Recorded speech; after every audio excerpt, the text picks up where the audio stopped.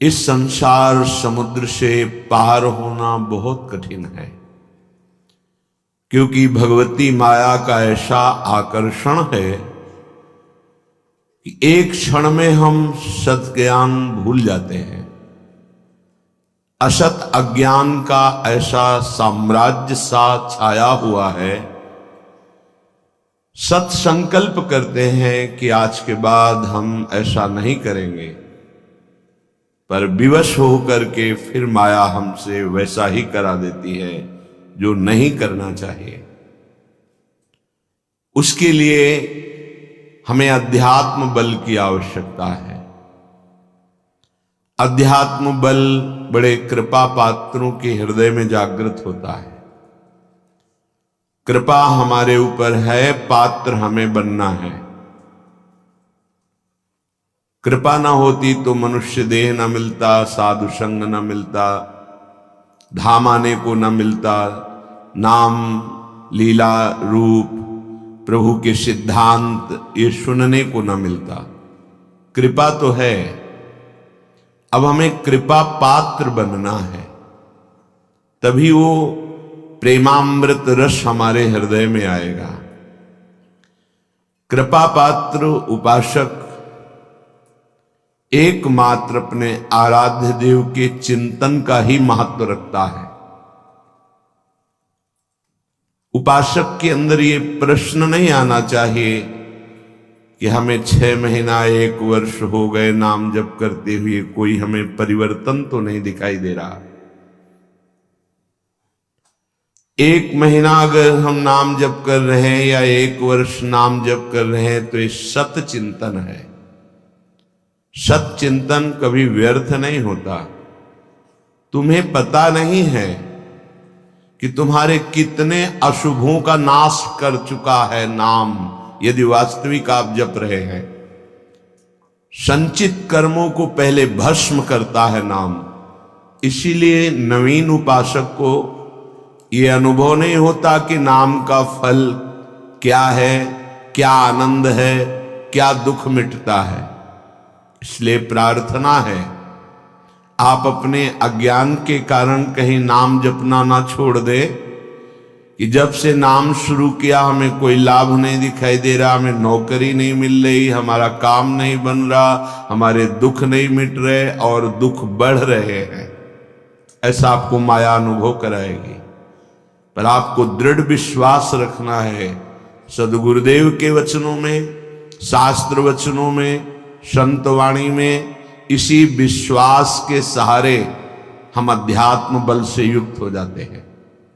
नहीं तो जब हम नाम जप करते हैं तो सबसे पहला काम नाम का होता है गोदाम में आग लगाना। जो हमारे संचित कर्मों का शुभ अशुभ गोदाम है उसको भस्म करता है। अब ये बात पता नहीं है तो वो वर्तमान में तत्काल फल देखना चाहता है कि हम नाम जप किए तो हमारी सारी कामनाओं की पूर्णता हो ही जानी चाहिए। नहीं, नाम जप का फल क्या हुआ, वो ऐसा सोचता है। पर ऐसा नहीं है। नाम जप सबसे पहले अशुभों का नाश करता है, फिर शुभ फंसाने वाले जो होते हैं वो उनका भी नाश कर देता है।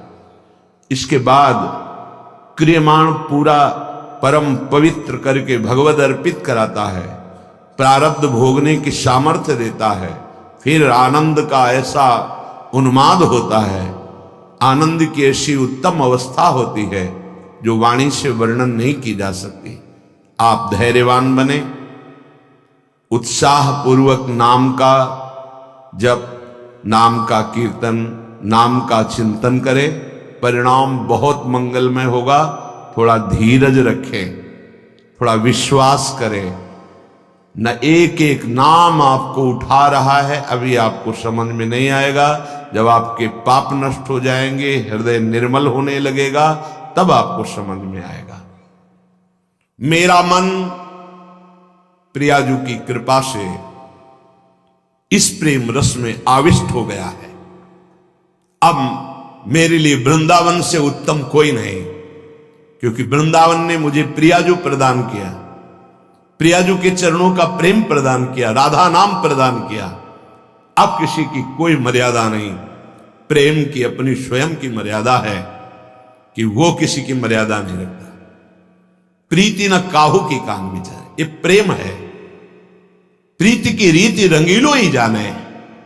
अगर प्रेम का सही रूप कोई जानता है तो प्रभु श्री कृष्ण जानते हैं। इसलिए वो मर्यादा पुरुषोत्तम के रूप में जब अवतरित हुए तो एक एक मर्यादा का पालन। और जब लीला पुरुषोत्तम प्रेमावतार श्री कृष्णचंद्र जी, महाराज की लीलाओं को समझना सदगुरु की चरण शरण में बैठकर ही हो सकता है। जो रसिक हैं, जो लाडली लाल के रस में डूबे हुए रसिक सदगुरुदेव हैं, उनके चरणों के समीप बैठकर ही इनकी लीला समझ सकते हैं। नहीं, इनकी लीला बड़े बड़े मुनियों के लिए भी अगोचर ही है। न देवैर ब्रह्मादेर न खलु हरि भक्तेर न सुहृदा, ये स्वयं बाके हैं, इनकी लीला भी बाकी है। ये बाके की बाकी लीला को जिसका कहीं कुछ बाकी नहीं रह गया वही समझ सकता है। कोई भी चाह, कोई भी लालसा यदि बाकी है तो बाके की लीला को नहीं समझ सकता। जिसका हृदय समस्त कामनाओं से, इच्छाओं से रहित हो चुका है और प्रेम रस का रसिक हो गया है, वो इनकी लीलाओं को जानता है। श्रीपाद कह रहे, ये मैंने इसलिए कहा कि मेरा मन श्यामा श्याम के प्रेम में अब प्रवेश कर गया है और ये प्रेम पंचम पुरुषार्थ है। तो उपासक को बड़ी कृपा यदि वृंदावन धाम आने को मिले, आश्रय मिले, वास करने को मिले, उसमें विशिष्ट कृपा के सत्संग मिल जाए। सत्संग से हमारे समस्त संशयों का नाश हो जाता है और हृदय दृढ़ हो जाता है कि अब मैं मुक्त होना चाहता हूं। जीवन मुक्त महापुरुष ही प्रेम में प्रवेश होता है, ध्यान रखना। प्रेम रस तभी प्राप्त होता है, पहले प्रेम जीवन मुक्त करता है, तत्वबोध कराता है। सर्वान वस्तुतया निरीक्ष परम स्वाराध्य बुद्धिर्मम, जो उपनिषद कहते हैं सर्वम खलमिदम ब्रह्मणे नानास्ति किंचन, इसका पहले बोध होता है, फिर प्रेम रस प्राप्त होता है। जीवन मुक्त करके विदेह स्थिति से फिर वो प्रेम प्रदान करते हैं। जैसे पांचों भूले देह शुद्धि, ये विदेह स्थिति है। तब छठे भावना रास की, तब वो भावना में प्रवेश करता है। इतनी ऊंचाई हम अपने साधन बल से नहीं प्राप्त कर पाते, ये गुरु कृपा बल से। तभी कहा है रे मन रसकन संग बिन रंच न उपजे। एक साधारण बिना साधन जानने वाले को भी प्रिया जो मिल गई। क्यों? क्योंकि सीधे रसिक कृपा और आसक्ति मेरी लाडली मेरी प्रिया जो, वो दुनिया के शास्त्रों का परिचय नहीं जानता, सिद्धांतों का परिचय नहीं जानता, बस उसके हृदय में एक बात बैठ गई, मेरी प्रिया जो, मेरी स्वामिनी, मेरी प्राण प्रिय सखी लाडली जो, बात बन गई। ये जन्म बंधन से, कर्म बंधन से मुक्त होना बहुत कठिन विषय, बहुत कठिन। जब शास्त्रों का स्वाध्याय करो तब पता चलता है। तभी कहते हैं भगवत प्राप्ति अत्यंत कठिन, पर वो गलत शब्द है। भगवत प्राप्ति अत्यंत सरल। संसार का राग, शरीर का राग छोड़ पाना बड़ा कठिन, इसीलिए परिणाम को वो कठिन बोल देते हैं। परिणाम को कठिन बोलने से घाटा हो जाएगा, हम डर जाएंगे कि हम भगवत प्राप्ति नहीं कर पाएंगे। हमें उत्साह रखना है कि भगवत प्राप्ति बहुत सरल है।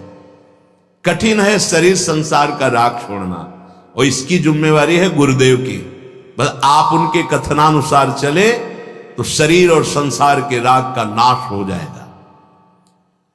परमार्थ का स्वरूप कल के सत्संग में वर्णन किया गया कि उपासक चाहे वो गृहस्थ हो या विरक्त, यदि इस मार्ग में उन्नति प्राप्त करना चाहता है तो किसी के स्वभाव या कर्म की ना तो प्रशंसा करे और ना निंदा करे। क्यों? जब वो गलत कर रहा है तो निंदा क्यों ना करें? तुम क्रिया को देख रहे हो लेकिन पावर को नहीं देख रहे। पावर गोविंद है उसमें, सामर्थ्य गोविंद है उसमें। उपासक उपास्य देव को देखता है, क्रियाओं को नहीं देखता।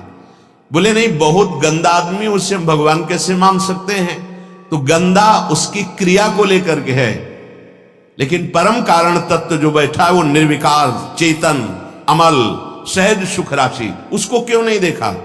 तुम क्रिया देखने वाले संसारी नहीं हो, तुम तत्व का दर्शन करने वाले भगवत भक्त हो, उपासक हो, जिज्ञासु हो।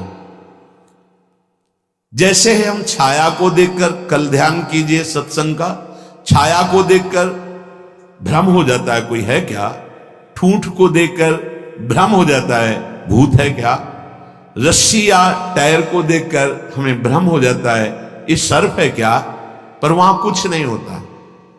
वो ठूंठ है, वो रस्सी है, वो आपकी छाया है। ठीक ऐसे ही पूरे संसार में आपके सिवा कुछ नहीं है। सच्ची माने आपको भ्रम होगा, कैसे ऐसे हो सकता है? जैसे स्वप्न में आपके मन के सिवा कुछ नहीं था, तो उसमें दुश्मन भी थे, मित्र भी थे, भोग भी था, ना जाने क्या क्या था, पर जब जगे तभी वो झूठा समझ में आया ना। स्वप्न में तो आपको सब सत्य लग